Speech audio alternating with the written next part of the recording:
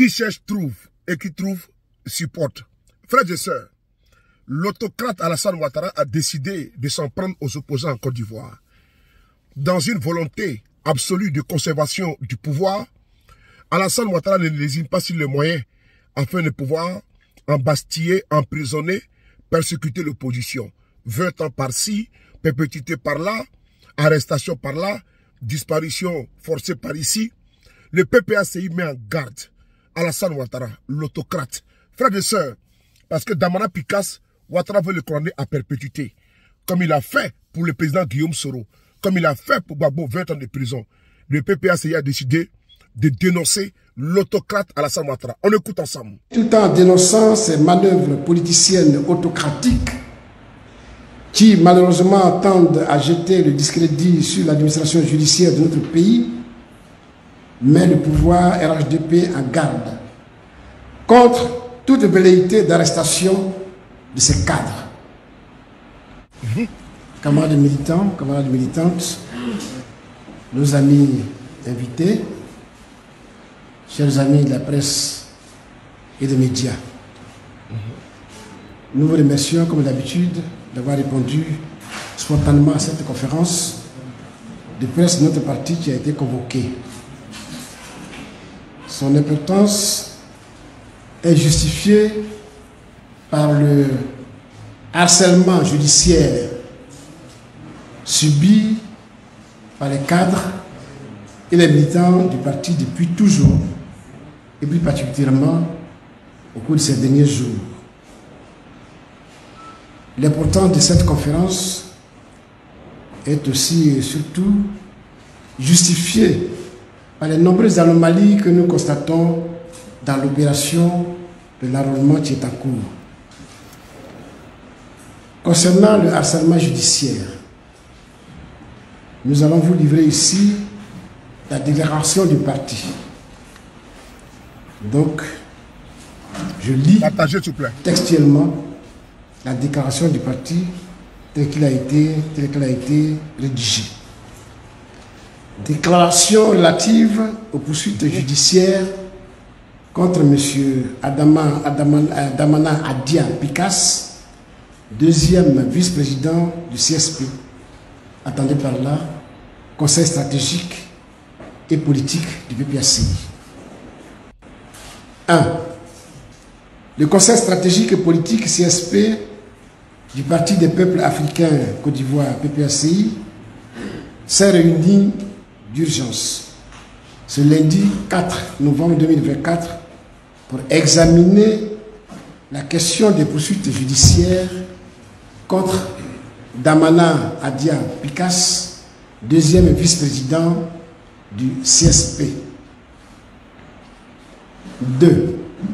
En effet, le deuxième vice-président Damana Adia Picasse est convoqué à comparaître les 6, 7, 13 et 14 novembre 2024 en matière correctionnelle devant le tribunal de première instance d'Abidjan dans l'affaire dite l'attaque du camp militaire d'Anyama, survenue en 2020.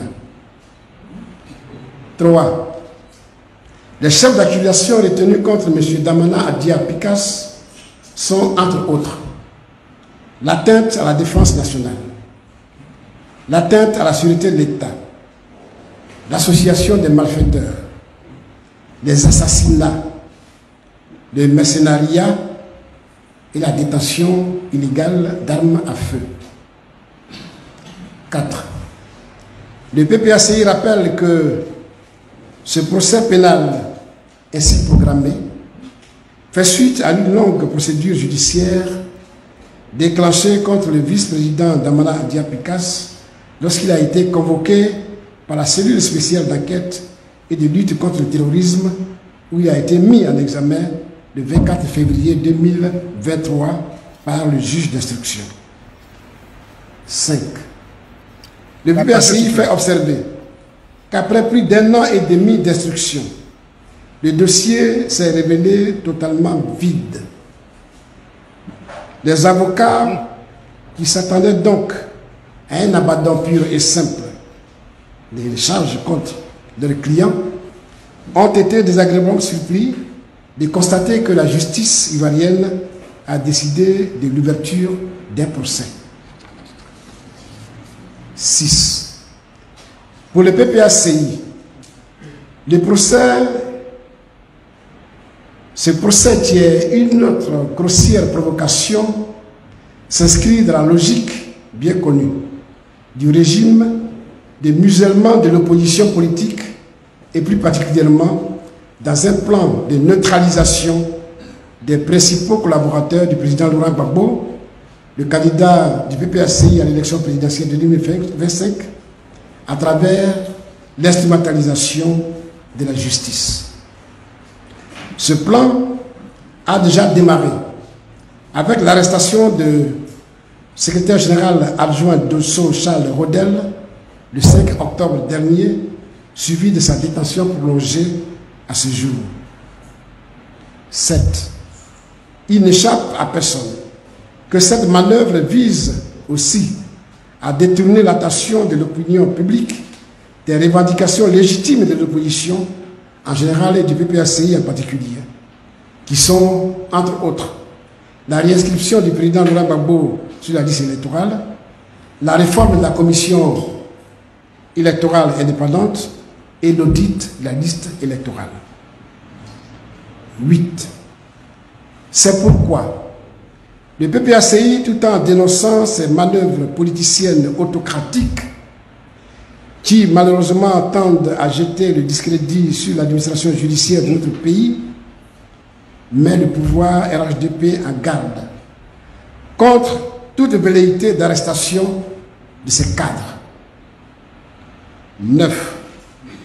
Le PPACI prend à témoin l'opinion publique nationale et internationale sur les graves dangers que font peser ces pratiques dictatoriales et liberticides du régime RHDP sur la paix sociale et la stabilité politique en Côte d'Ivoire. 10. Le PPACI appelle dès aujourd'hui ses militants et ses partisans, ainsi que toutes ces structures de base, à rester mobilisés et déterminés pour les mots d'ordre de la direction du parti qui suit avec la plus grande attention l'évolution de cette affaire. Fait à Abidjan le 4 novembre 2024.